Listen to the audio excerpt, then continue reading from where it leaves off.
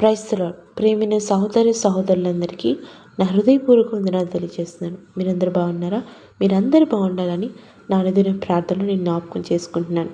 మీ యొక్క ప్రార్థన విన్నపములను కామెంట్ రూపంలో తెలియజేయగలరు. ఈ యొక్క అనుదిన దేవుని వాగ్దానము, చిన్న సందేశము మీకు ఆశీర్వాదకరంగా ఆదరించబడినట్లుగా, బలపరచబడినట్లుగా మీకు ఉపయోగపడుతున్నట్లయితే ఈ వీడియోని లైక్ చేయండి, సబ్స్క్రైబ్ చేయండి. అలాగే మీరు బలపరచబడిన రీతిగా ఇతరులు కూడా బలపరచాలని మీ శ్రేయోభిలాషులకు, మీ ఆత్మీయులకు ఈ వీడియోని షేర్ చేయండి. దేవుడు మిమ్మల్ని దీవించునుగాక. ఈరోజు నీ కొరకు దేవుని వాగ్దానం హెబ్రీయులకు రాసిన పత్రిక 10వ అధ్యాయము 35వ వచనం. మీ ధైర్యమును విడిచిపెట్టకుడి, దానికి ప్రతిఫలముగా గొప్ప బహుమానము కలుగును. ప్రియులారా, దేవుడు ఈరోజు గొప్ప వాగ్దానంతో మనతో మాట్లాడుతున్నాడు. ఏమిటనగా మీ ధైర్యమును విడిచిపెట్టకుడి అని. అవును, మనము మన జీవితంలో శ్రమలు, శోధనలు మనకి ఎదురైనప్పుడు మనం భయం చెందుతాం, భయానకంగా ఆందోళన చెందుతాం. అలాంటి సందర్భంలో ధైర్యాన్ని విడిచిపెట్టేస్తాం. నాకేమైపోతుందో, నేనేమైపోతానో, ఎటు వెళ్ళిపోతానో అనే ఒక భయము మనల్ని బాధిస్తూ ఉంటుంది, మనల్ని ఆందోళన పరుస్తూ ఉంటుంది, అది మనల్ని చింతింపజేస్తుంది. అలాంటి సందర్భంలో కూడా శ్రమలు వచ్చినప్పటికీ కూడా, ఆ శ్రమల్లో మనకి భయం కలిగినప్పటికీ కూడా మనము ఎప్పటికీ ధైర్యమును విడవకూడదు. ఎందుకు విడవకూడదు అంటే, మనము ఆధారపడిన దేవుడు, మనం విశ్వసిస్తున్న దేవుడు సమస్తమునకు అతీతముగా ఉన్నాడు.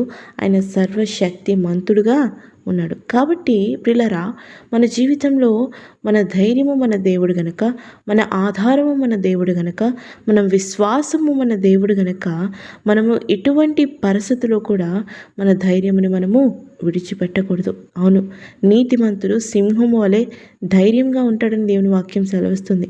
నీతిమంతుడు ధైర్యంగా ఉండాలి. ఈరోజు నువ్వు దేవుని యొక్క నీతిని అనుసరించే వాడవైతే, దేవుని యొక్క నీతిని నువ్వు పాటిస్తున్న వాడివైతే, నీ జీవితంలో నువ్వు ఎప్పటికీ కూడా ధైర్యంను విడిచిపెట్టవు. ఎందుకంటే నువ్వు దేవుని కొరకు, ఆయన కొరకు రోషముగా బ్రతుకుతున్నావు కనుక. కాబట్టి నీ జీవితంలో శ్రమలు ఎదుర్కొన్నప్పుడు, శోధనలు ఎదుర్కొన్నప్పుడు నీకు ధైర్యం విడిచిపెట్టే సందర్భాలు వచ్చినప్పటికీ కూడా, నీకు భయము కలిగినప్పటికీ కూడా నీ ధైర్యమును విడిచిపెట్టకుండా ఉన్నట్లయితే, ఆ శ్రమల వల్ల దేవుడు నీ కోసం దాచి ఉంచిన యొక్క బహుమానమును పొందుకుంటాం. ఆ శ్రమల వెనుక దేవుడు నీ కోసం దాచి ఉంచిన యొక్క ఆశీర్వాదాలను పొందుకుంటాం. కాబట్టి ప్రియమైన సహోదరి, ప్రియమైన సహోదరుడా, నీ జీవితంలో ఎప్పటికీ కూడా దిగులు చెందుకు, ఎప్పటికి కూడా ధైర్యము కోల్పోకు. బైబిల్లో భక్తుల జీవితంలో మనం చూసాం. దావీదు జీవితంలో చూసినట్లయితే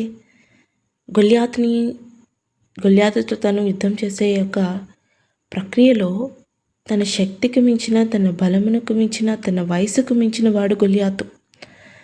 ఆ శ్రమ వచ్చినప్పటికీ కూడా ఆ సమయంలో తన బలముతో తను పోల్చుకొని ఉంటే దావీదు విజయాన్ని చూడలేకపోయేవాడేమో. కానీ దావీదు గొల్యాతుని తన శక్తితో పోల్చుకోలేదు, దేవుని యొక్క శక్తితో పోల్చాడు. తనకొచ్చిన శ్రమని దేవుని యొక్క శక్తితో పోల్చాడు కనుక, దేవుని మీద విశ్వాసం ఉంచి తన పోరాటాన్ని సాగించాడు కనుక, తన పోరాటంలో తన విజయాన్ని పొందుకున్నాడు. ఈరోజు నీ జీవితంలో కూడా నీకు వచ్చిన శ్రమ నీకు పెద్దదేమో, కానీ దేవునికి పెద్దది కాదు. ఎందుకంటే ఆయన సర్వసృష్టికర్త, సర్వాధికారి, సర్వశక్తిమంతుడు గనుక. అది మనకి అతీతమై ఉండొచ్చు, కానీ దేవునికి అతీతము కాదు, దేవునికి ఎక్కువ కాదు, దేవునికి ఆటంకము అడ్డు కాదు. కాబట్టి ప్రియమైన సహోదరి, ప్రియమైన సహోదరుడా, నీ జీవితంలో నీ శక్తికి మించిన సమస్యలు, శ్రమలను ఎదుర్కొన్నప్పుడు ఏమాత్రం కూడా ధైర్యం విడిచిపెట్టకు. ఎందుకంటే ఆ శ్రమ వెనుక గొప్ప ఆశీర్వాదం ఉందేమో. నీకు వచ్చే శ్రమ వెనుక దేవుడు గొప్ప ఆశీర్వాదాన్ని, గొప్ప బహుమానాన్ని ఆయన నీ కోసం దాచి ఉంచాడేమో.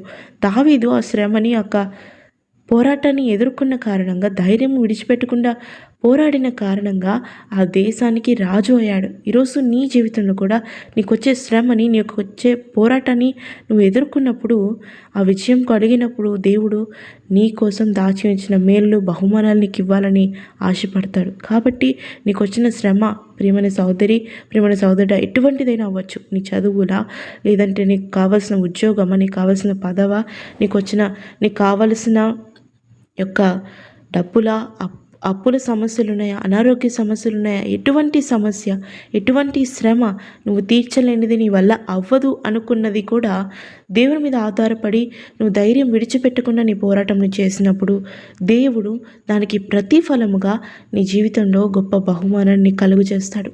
నా బిడ్డ నా మీద విశ్వాసం ఉంచి తను పోరాడింది, దానికి ప్రతిఫలంగా ఆయన నీకు గొప్ప బహుమానాన్ని కలుగు చేస్తాడు. కాబట్టి ప్రియమైన సోదరి, ప్రియమైన సోదరుడా, ఏ సందర్భంలో కూడా నీ జీవితాన్ని ధైర్యం విడిచిపెట్టకుండా విశ్వాసంతో పోరాడితే గొప్ప బహుమానాన్ని నువ్వు పొందుకుంటావు. ఆమేన్.